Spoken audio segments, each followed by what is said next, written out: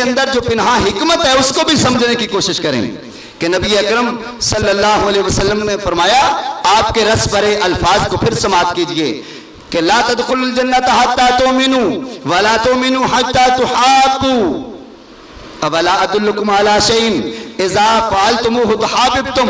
क्या मैं तुम्हें ऐसी चीज का जिक्र न करूं कि जब तुम उस पर अमल करोगे तो आपस में तुम्हारी मोहब्बतें बढ़ जाएंगी।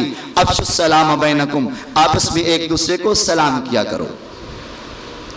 नबी अकरम रहमत हर दो आलम मुहम्मद रसूलुल्लाह सल्लल्लाहु ताला अलैहि वसल्लम की ज़िंदगी से हम इस बात को सीखने की कोशिश करते हैं।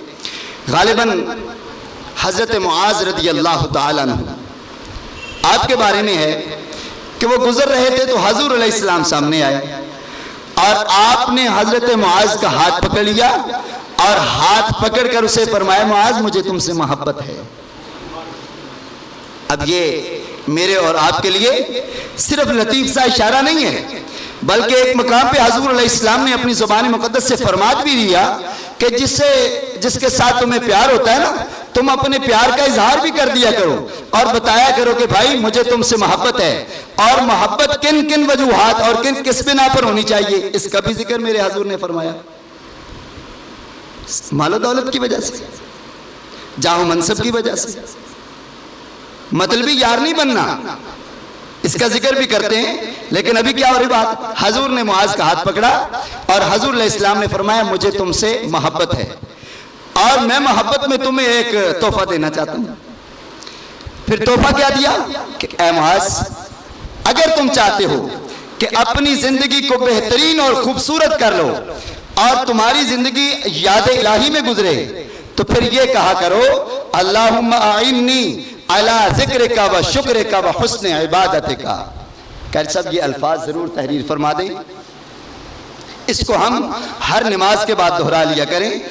क्या होगा, फायदा क्या होगा कि अगर हमारा हाल परागंदा है और हम अल्लाह की जिक्र से, अल्लाह की याद से गाफिल हो रहे हैं, अगर हमारा कुरान से ताल्लुक और नाता टूट रहा है, अगर हमें नेक मजालिस नहीं मिल पा रही और हम में उनके लिए नहीं जा पा रहे, तो ये वाली हुज़ूर अलैहिस्सलाम का अता करदा तोहफा हमारे काम आएगा।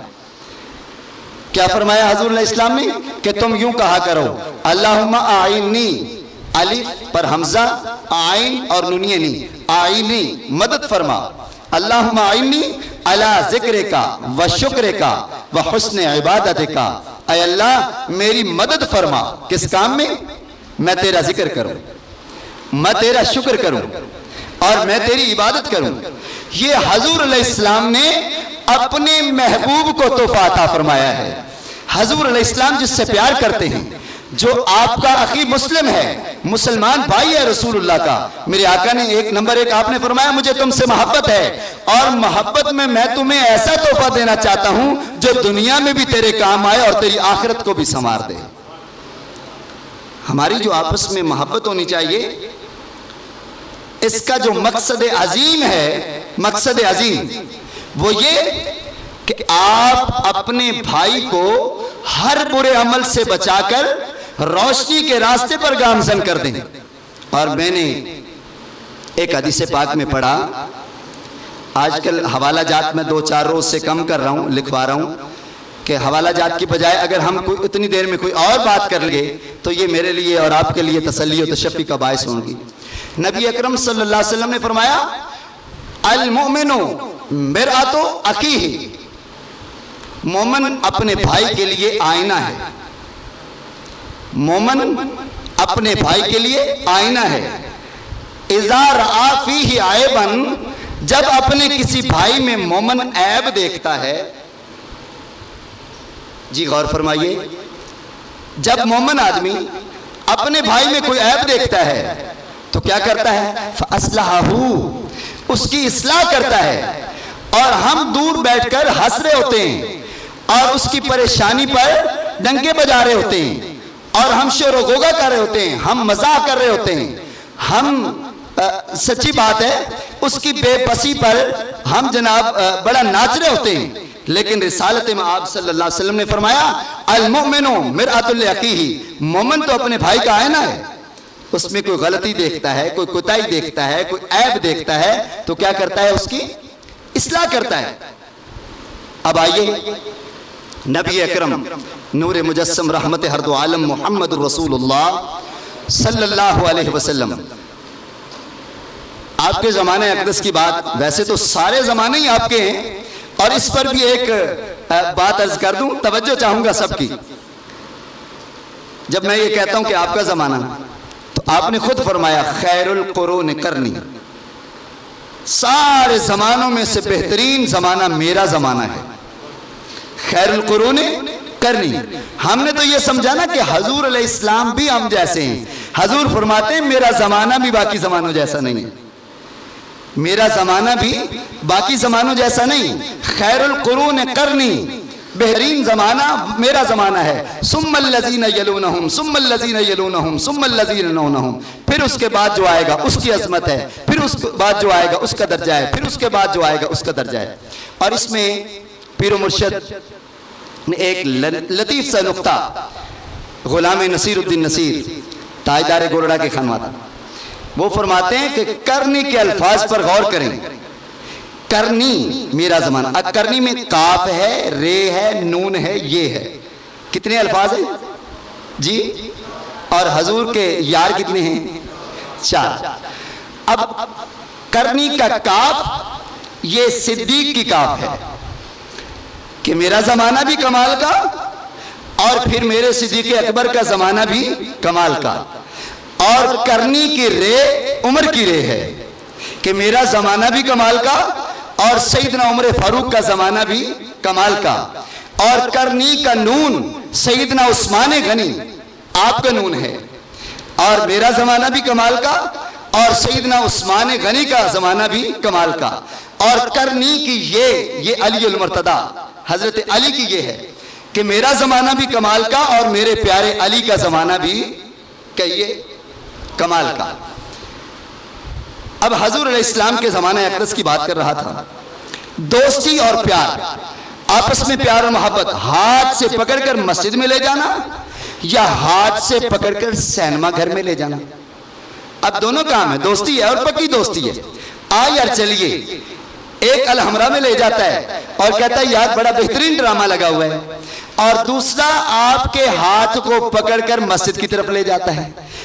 वशाबुन कल्बहु मुअल्लकुन इला मसाजिदिल्लाह, जो कयामत वाले दिन अल्लाह के साए के नीचे होगा, जिस दिन कोई साया ना होगा, एक वो नौजवान है जिसका दिल अल्लाह की मसाजिद की तरफ लपका रहता है।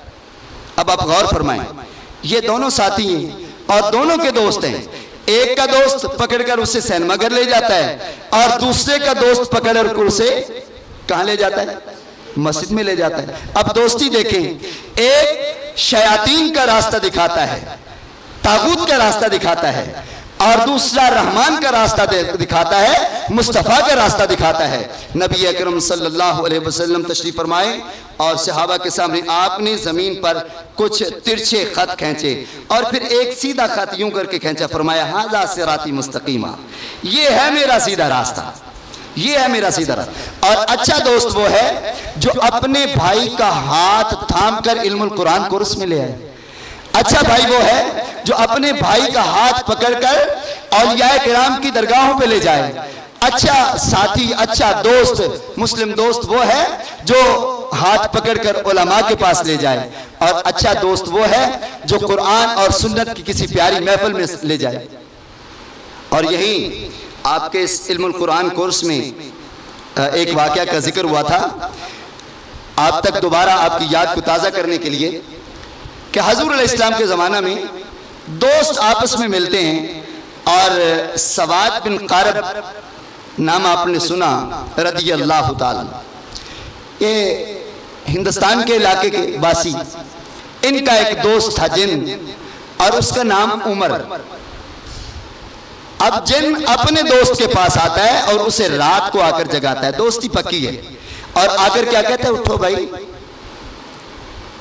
मक्के में मोहम्मद रसूलुल्लाह ने ऐलान नबूवत फरमा दिया है, और तुम जाकर अगर चाहते हो कि तुम्हारी जिंदगी संवर जाए तो फिर उसके हाथ पर जाकर बैत करो और कलमा पढ़ लो।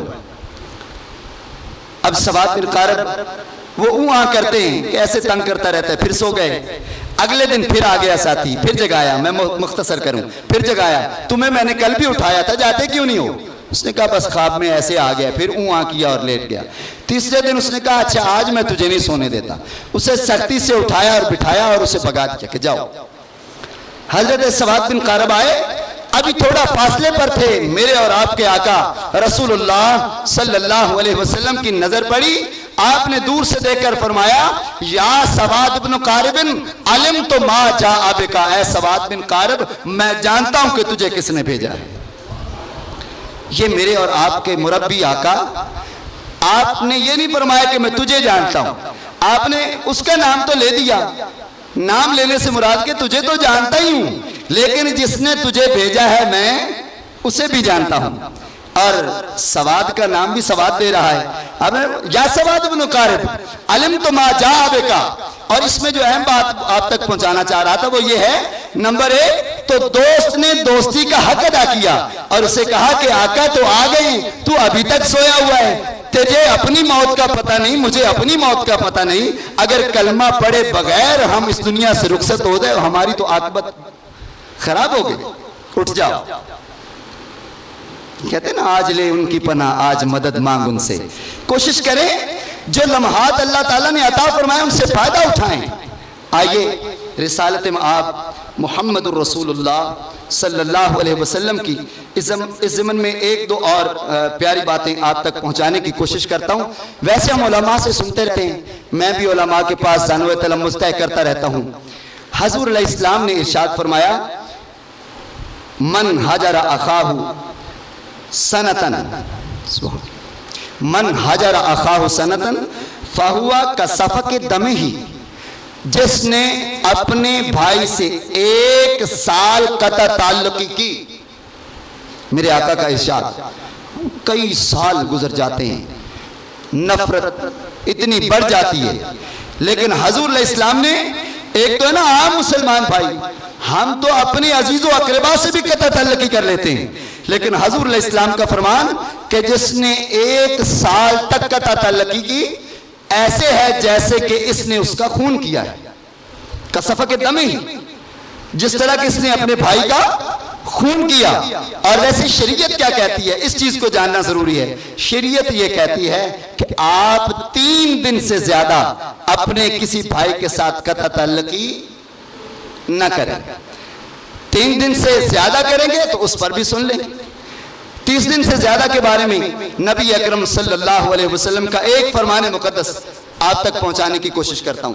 हजूर अलैहिस्सलाम ने इरशाद फरमाया पीर के रोज और जुमेरात के रोज, खसूसी तौर पर पीर के रोज और जुमेरात के रोज अल्लाह ताला की रहमत के फरिश्ते आते हैं और नेक बंदों के आमाल को ऊपर पहुंचाते हैं और साथ ऐलान करते हैं कि जिसने शिरक नहीं किया अल्लाह ने उसको माफ किया।